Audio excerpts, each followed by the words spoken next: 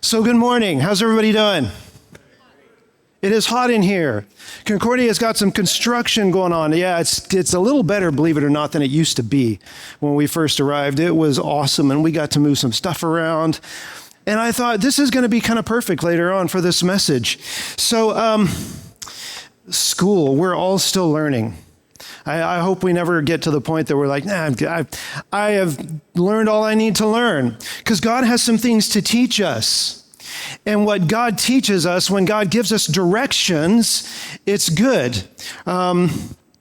We've just started this series on Micah 6:8. We started it a week ago. We used to talk about Micah 6:8 a long time ago, a lot, but we haven't talked about it much recently. And so I'm looking around trying to think who all was here from the very beginning.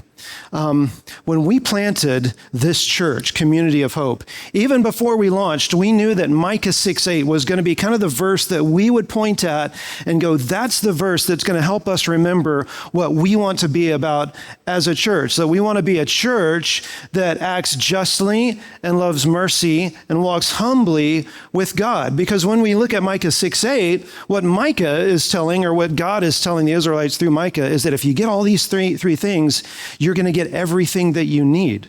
So this was a great verse to kind of summarize it for us. And so we wanted everybody who was going to be part of us to know, and we want to keep repeating today, that if you're part of Community of Hope, that we want to be a church that acts justly and loves mercy and walks humbly with God. And we want to be a people.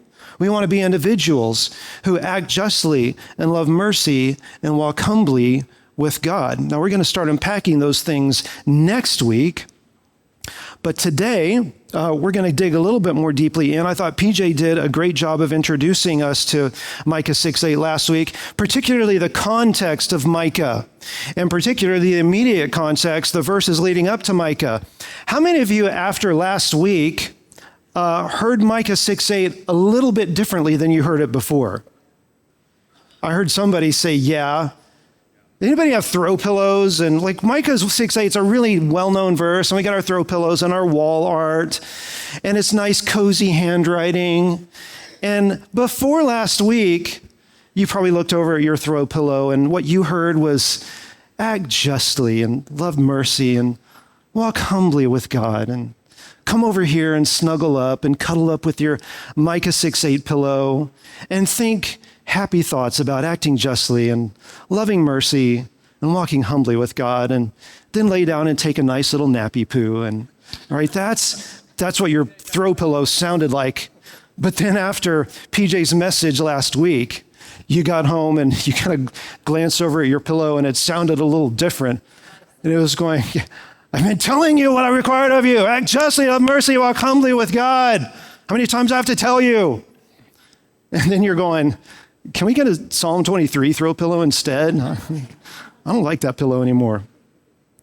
That's not exactly the context or the tone that this verse is conveying, that PJ was conveying, but it kind of is. It kind of is the tone of this church's theme verse. Because once again, the Israelites have strayed away from God's ways. Again and again and again, they're straying from God's ways, and they're called to be a blessing. But they're not even being a blessing to themselves.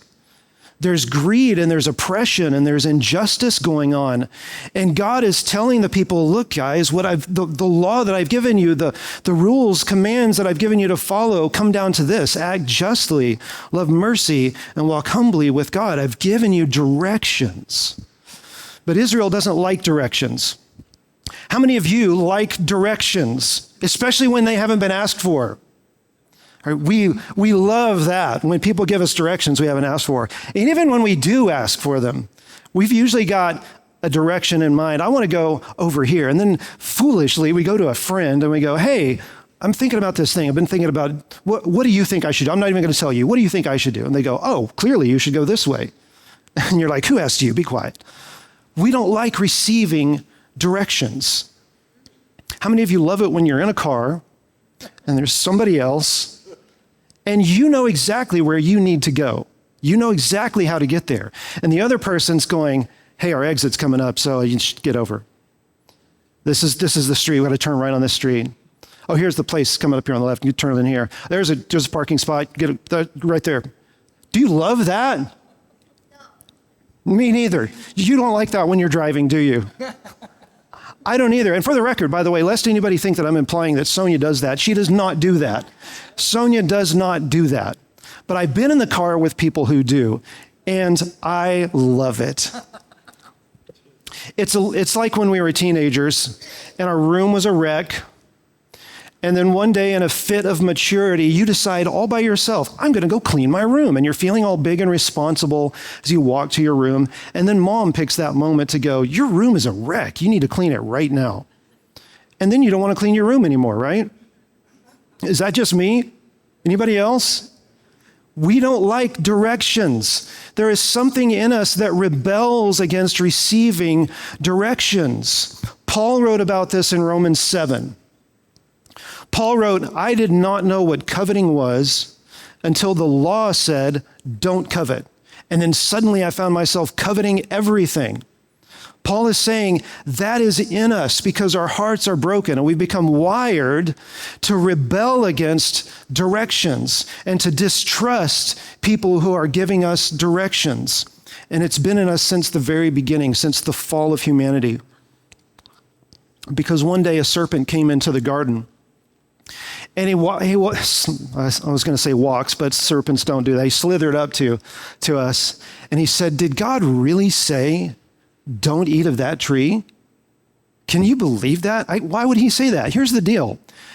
I know you've got all this other stuff, that you have all of this, and he told you not to eat of that tree, but the deal is, that's where the good life is. That one tree over there, that's the good life. God is not telling you that. He doesn't want you to know that that's where freedom is, that's where the good stuff is, that's where life is. So you shouldn't listen to him. You shouldn't trust him. In fact, you should be your own God. You should chart your own course. Your personal autonomy is the highest virtue. And that also means that if anybody else starts giving you directions, don't listen to them either. Rebel, rise up, be your own God. And we listened to it and we drank it in and we drank the poison. And ever since then, it has infected every part of who we are. It has infected us from top to bottom, our hearts and our souls. And we don't like directions.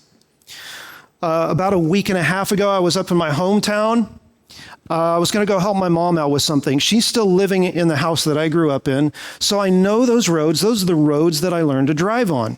And I was going to drive her to an appointment in the neighboring town of Cedar Hill. And I did not pull up directions because I knew where this place was. It's a place we've been going to for decades. I didn't pull up directions. I knew how to get there. But as we start getting into the outskirts of Cedar Hill, I thought, you know what? The highways are boring. Let's take the scenic route. And I decided I wanted to go through the old downtown Cedar Hill, quaint downtown Cedar Hill. And I was still going, I'm pretty sure I can navigate our way through downtown Cedar Hill because this place is right on the other side. And I know downtown Cedar Hill. This is where I learned to drive. And at first, everything's great. But then something began to dawn on me. It's been 30 or 40 years since I first learned to drive on those roads.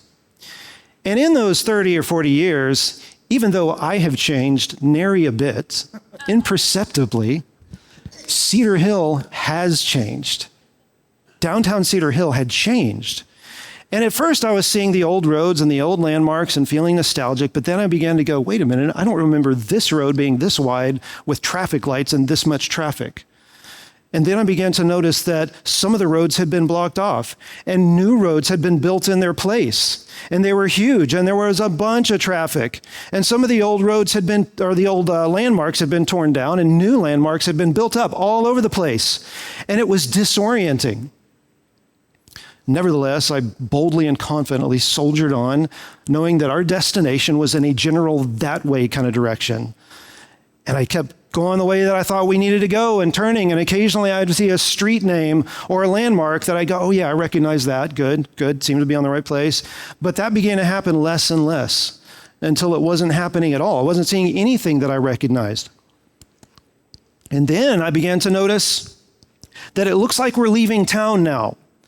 But I knew that the place that we were going is on the other side of town, so I'm like, I'm sure this is right. And then over the top of the hill, there's a hill in front of us, this place called Cedar Hill. And I'm thinking, it's right over the crest of that hill. We get over the crest of the hill, and there I'm greeted by a spectacular view of a lake that I'd never seen before.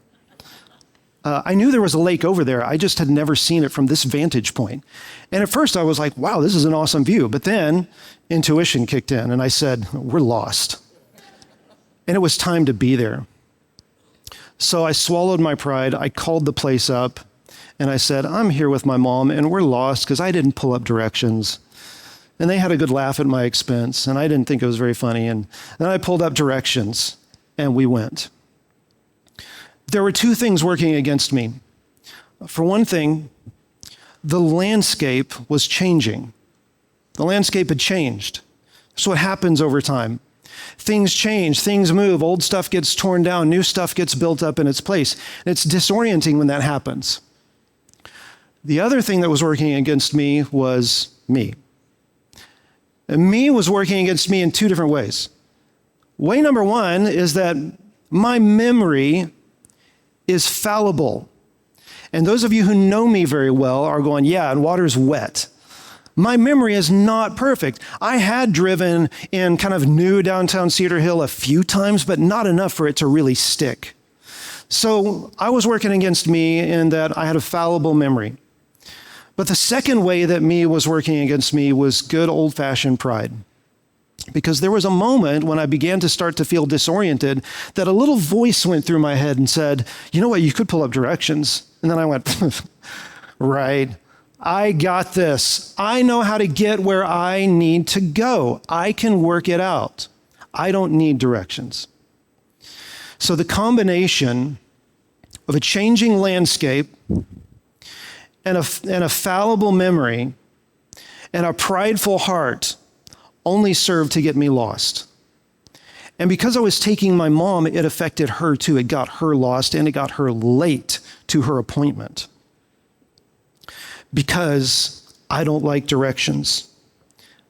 But we need directions. We need God's directions. God gives us directions, but if we're unwilling to listen to God's directions, we will only get lost.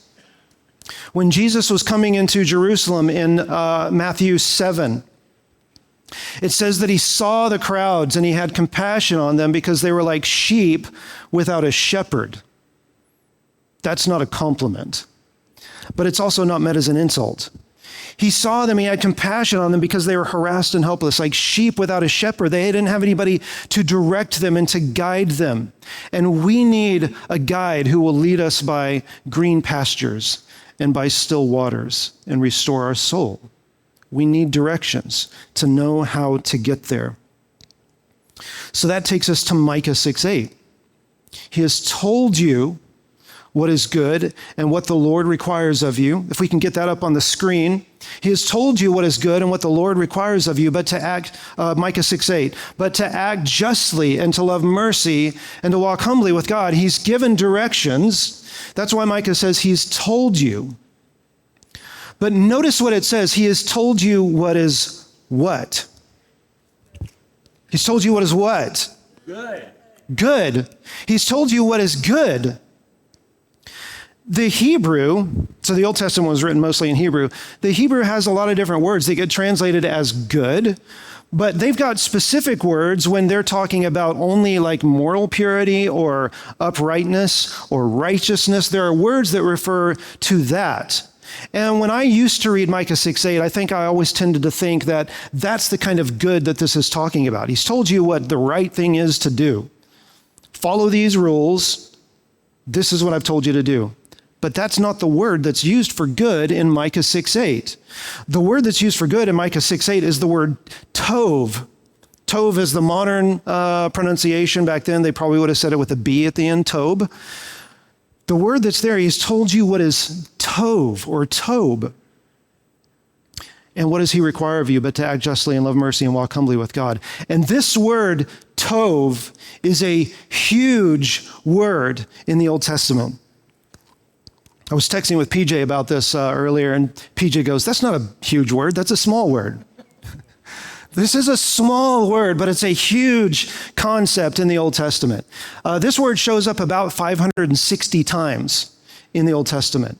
The Old Testament is really preoccupied with communicating to us what tov is. And I think the best way for us to understand it is to look at the first places where it was used, and that's in Genesis.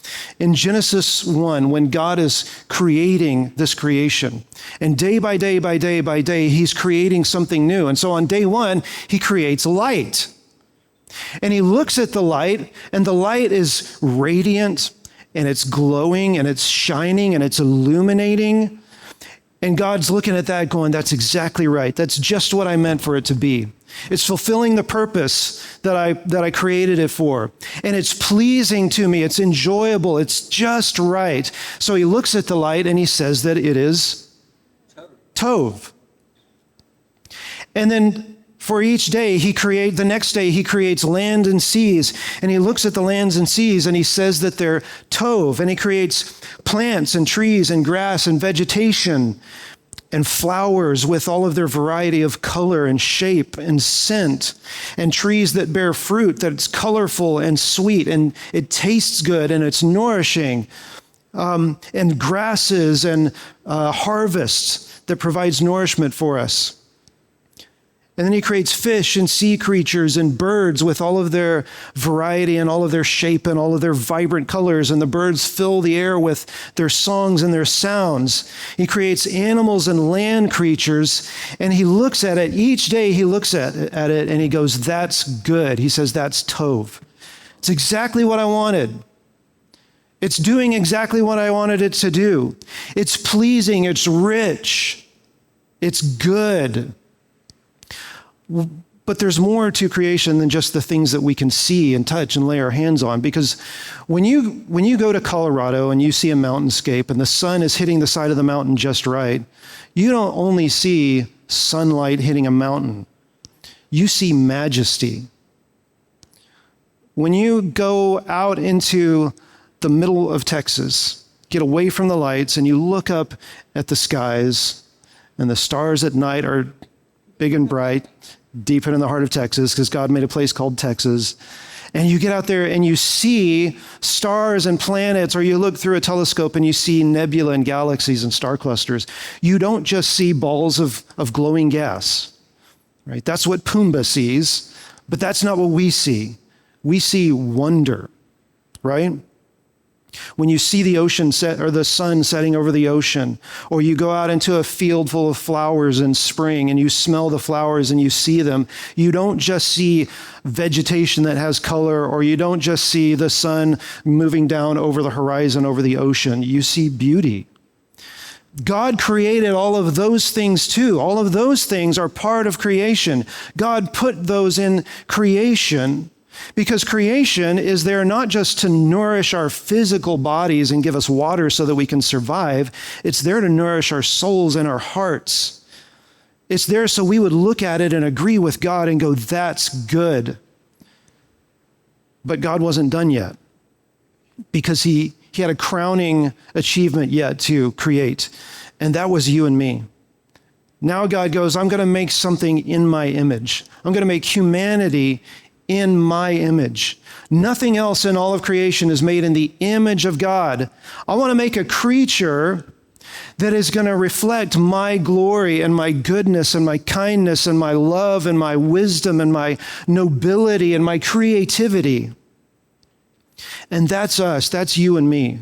We are made in the image of God. And that means that you have infinite worth. You may sometimes feel worthless, but God made you in his image. You have infinite worth.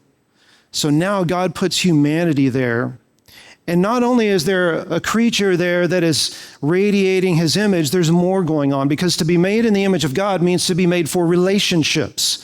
God said it's not tov for man to be alone, so he creates community. And now there's humans living in perfect community with each other, perfect love for each other, enjoying being in relationship with each other, enjoying creation together.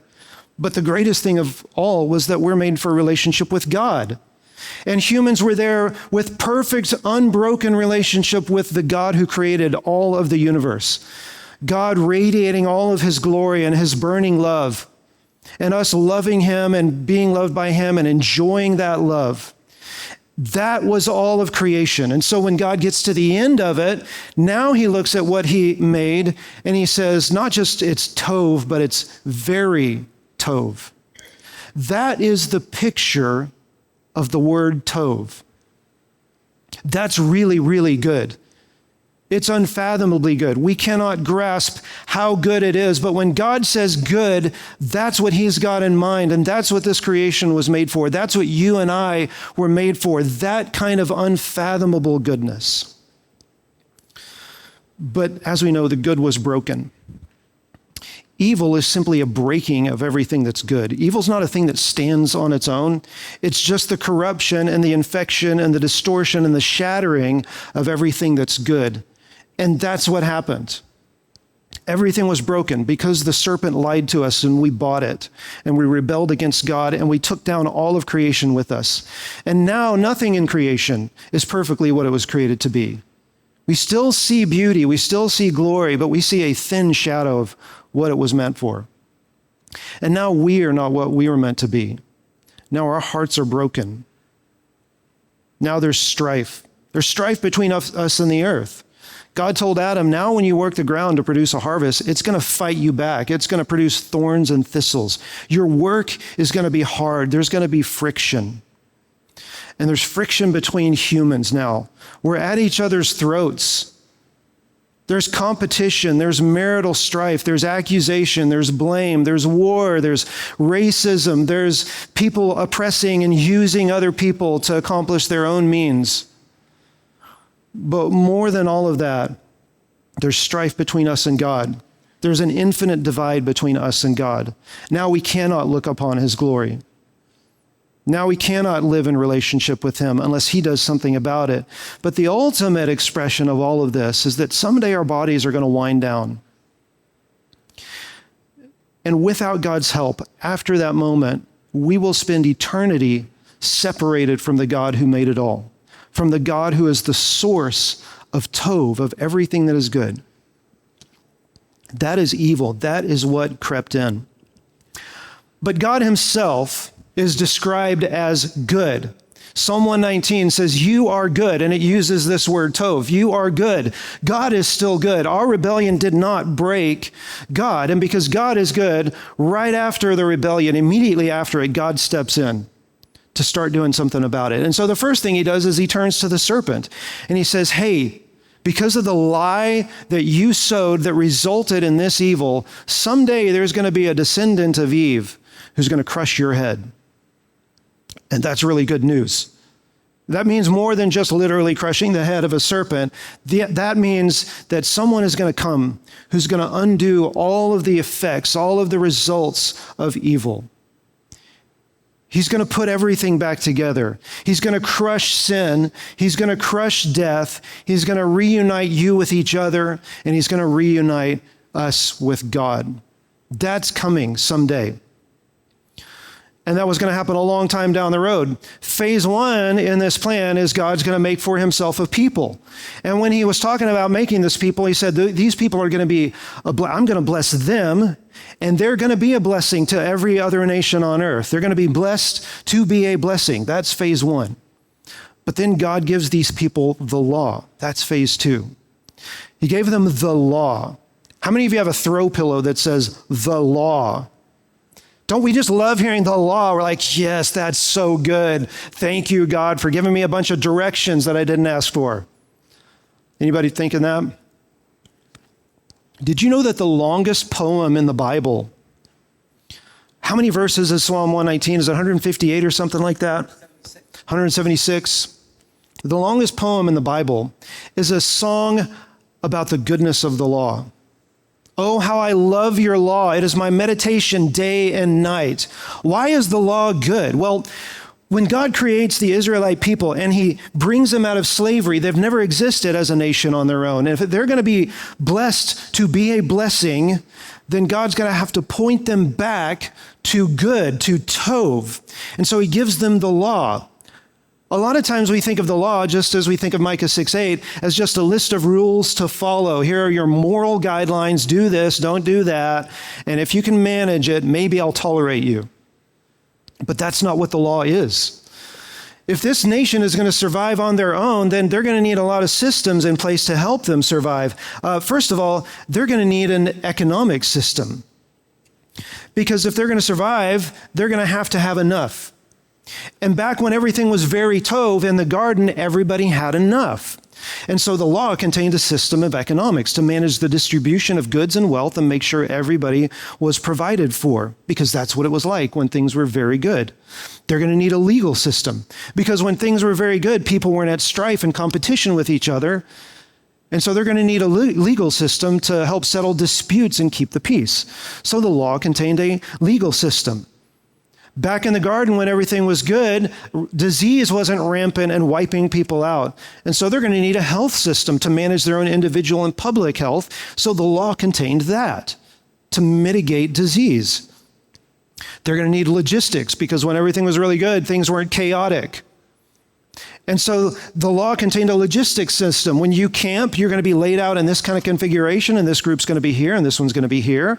When it comes time to get up and move, this group's going to go first, and then they're going to move out. This group's going to pick up these things, and they're going to come next, and this group's going to come next. And it contained a system of order so that you could kind of know where people are, things could flow smoothly. When everything was really good, people were kind to each other. They treated each other fairly and with respect. And so the law is going to have a system of ethics to point people back to what things used to be like and to restore tov. So the law contained an ethical system. But all of that isn't enough. Because one of the things that the law was there to do was to point out that there's a God over all of it. When God gave directions for building the tabernacle, it was full of images that pointed back to the garden and the furnishings and the tapestry. And so every time they looked at this tabernacle that was situated right at the center of how they were arranged, they would have been reminded of the garden. They would have been reminded that this God that they're worshiping is the God who made it all. And when God made it all, it was very good. And God doesn't point us back to the way that things used to be so that we can just be filled with regret at losing, but to give us hope, knowing that he's going to bring it all back together. And so the tabernacle and the law would have reminded them of that. But it also would have reminded them that there's no way that we can work our way back to God. This God is too good. He's too tov. We're too fallen. We don't like directions. We're rebellious. And so something has to be done about that. And so the law contained a system that would have shown them that ultimately God is going to be the one that's going to cover that. That he's going to be the one that's going to pay the price. Because he's good. And so all of this was in the law. And that's good news. That's why there's a psalm that says, "Oh, how I love your law. It is my meditation day and night. Your word is a lamp unto my feet and a light unto my path." That's why we sing words like that.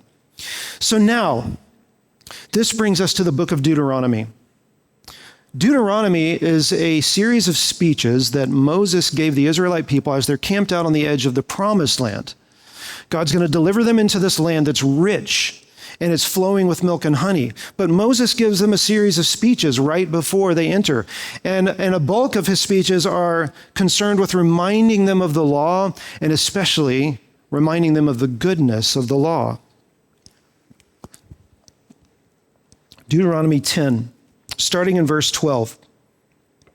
"And now, Israel, what does the Lord your God require of you?" Does that sound somewhat familiar? "What does the Lord your God require of you but to fear the Lord your God, to walk in all his ways and love him, and to serve the Lord your God with all your heart and with all your soul, and to keep the Lord's commandments and statutes, which I am commanding to you today." Everybody read it with me. "For your good." For your tov. I gave you the law, God is saying, for your tov, not just for your moral uprightness, not just to give you a bunch of rules to follow, because I'm not the kind of God that I just want to keep you under my thumb and I want to boss you around and I want to feel good about myself, but I want your good. I want to point you back to very tov, and that's why I gave you the law. And then we move to Deuteronomy 30 as Jonah is kind of wrapping up, revisiting the law. And he says this. I got to find it just a second. He says this. For this commandment which I am commanding you today is not too difficult for you, nor is it far away. It is not in heaven that you could say, who will go up to heaven for us and get it for us and proclaim it to us so that we may follow it? Nor is it beyond the sea that you would say, who will cross the sea and get it for us and proclaim it to us?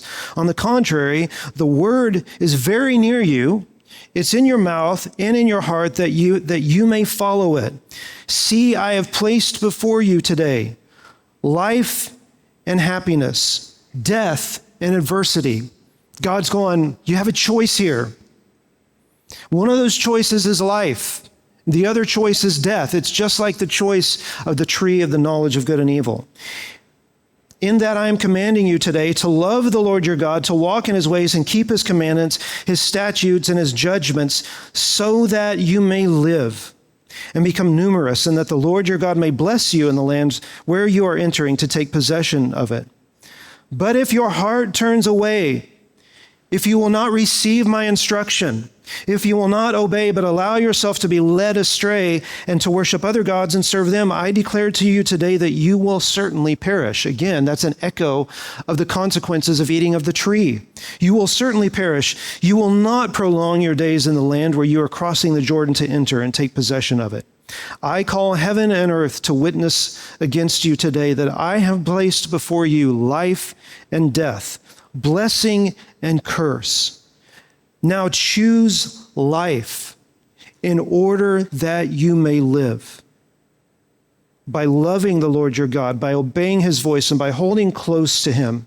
Unless we think that God is giving us a bunch of instructions, that if we just follow those instructions, we can work our way back to God, work our way back to Tov, work our way back to life. He says, for he is your life and your length of days. God is your life. And he gives us the law to point us back ultimately to the goodness that he placed in creation, to try to lead our broken and wayward hearts back to life, back to goodness, back ultimately to himself. And so we get back to Micah 6:8. He has told you what is good. He has told you what is Tov. He has given you directions to point you back to good. This is the good life. This is the good life. That's what God is telling us, and he's telling his people. Act justly, love mercy, walk humbly with God. That is the good life that I want for you. Everyone is looking for the good life. Everyone's looking for the good life. Everyone on the planet is looking for the good life. And we're looking in all kinds of other places. God wrote in Ecclesiastes that he has put eternity on our hearts. He's put eternity on our hearts. And eternity is not simply endless time. Eternity is quality. It's overflowing life. It's rich life. It's full life. It's satisfying life. And we're made for more than what this world can give us.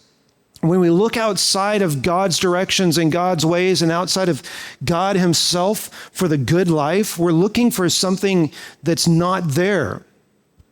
It's like looking for a Houston Texans Super Bowl. It doesn't exist. C.S. Lewis wrote, God cannot give us a happiness and a peace apart from himself because it is not there. There is no such thing. God wants us to know the good life, and he's written this quest in our hearts for good life, and he's given us directions to point us back to himself. We need directions to find the good life. And so Jesus comes to us, and he says, when you get tired of trying to find life out there, when you get tired of trying to be your own God, when you get tired of trying to navigate your way back to life on your own, come to me and I'll give you rest. When you get tired of trying to navigate through a constantly changing landscape by a heart that's constantly leading you astray, then come to me and I'll give you rest. We're full of ideas about where the good life is. Every one of us in here, even those of us who know Scripture and have been walking with God for a long time, we still have other ideas. Maybe the good life's over here. And the world is constantly shouting at us, hey, the good life's over here. But then the next day it's going, no, it's over here and you got to go this way to get to it. And it's disorienting. And as we try to navigate our way back to life through a changing landscape with broken hearts, we need directions. So Jesus comes to us and he says, I'll give you rest. And he says, I'll show you how to act justly and love mercy and walk humbly with God. I'll show you how. But Jesus is more than an example for us. There are a lot of fans of Jesus out there. We were kind of joking around with our fans that we were passing around at Tomball night. And we had these little Jesus figurines too. And we were going, we don't want to be fans of Jesus. We don't want to be followers. Very clever, right? There are so many fans of Jesus out there. And there are so few followers. Jesus says, follow me and I'll show you how to act justly and love mercy and walk humbly with God. But you need more than an example. So Jesus says, I am the way. He says, I am the truth. And I am the life. You can't get back to God just through an example. You need me. You need a good shepherd. So Jesus says to us, I have come that you might have life and have it fully and abundantly. And then he says, the good shepherd lays down his life for his sheep, and I am the good shepherd. That's what we need. That is our only way back to life. And as he fills us, as he changes our hearts to see what good really is, to know the life that we were made for and not to settle for the junk that this earth upholds and goes, here's life. We're made for so much more. We're made for good that this world cannot give us. And Jesus is the only way there. And so let's be willing to listen to God's instruction, to his directions, to know that he's leading us back to the good life. Let's be willing to trust him. So in the coming weeks, we're going to unpack act justly, love mercy, walk humbly with God. I'm not really going to get into that today, but what I want to do is leave a time for us to pray and to respond, because we're going to get back out there navigating all of these streets, trying to find our way back to all of our plans and all of our goals. And we need to slow down. And we need to talk to God. So I want to ask you if you want to just close your eyes, if you want to pray. I'm going to give you some prompts. I'm going to put some things out there, but I want to give you a chance to talk to God. And I want to ask you some questions. Where do you trust your own ideas of what the good life is and how to get there over God's?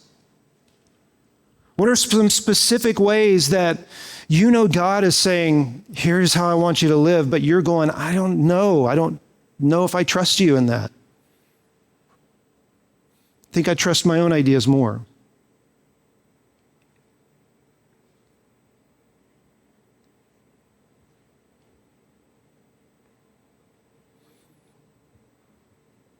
Are there some directions that God has given you, either through his word or through the prompting of his Holy Spirit, that you've been unwilling to follow?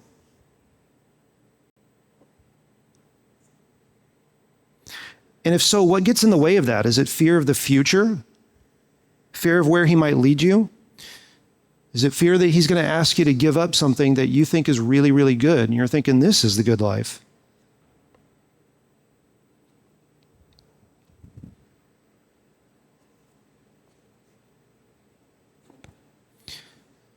God knows that our hearts are broken, and that's why Jesus had to come. So when we are distrustful of him, he doesn't beat us up with guilt. He says, trust me and I'll put you back together and I'll lead you. And he lays down his life for us. So God, we want to trust you. We want to follow your directions and trust that your directions are pointing us back to restoration. That you want to restore the image that's in us, the image of you. And that someday you're going to restore all of creation. But we want to understand the fact that you've called us to begin to experience that even today as you fill us and as you change us and as you guide us by your Spirit. We know that we have been blessed in order to be a blessing. You want us to show people good. You want us to treat people with your goodness. And God, we want to thank you for opening the door back to restoration, for showing us good, for giving us directions, for not leaving us to try to navigate our way back on our own to a place that we can't get to anyway. We want to thank you that you came to us to be the way and to be the truth and to be the life. And we thank you for your grace. We thank you for your grace that will be there even when we take the wrong turn here and there. We start running after some other version of life. We ask that you will continually guide us back and steer us back and put us back on course. And we ask that in the coming weeks that you will help us to really, truly, not just understand intellectually, but live out what it means to act justly and to love mercy and to walk humbly with you. We need you to change us. And we thank you that you offer to do that. Thank you that you are good and that your word is good.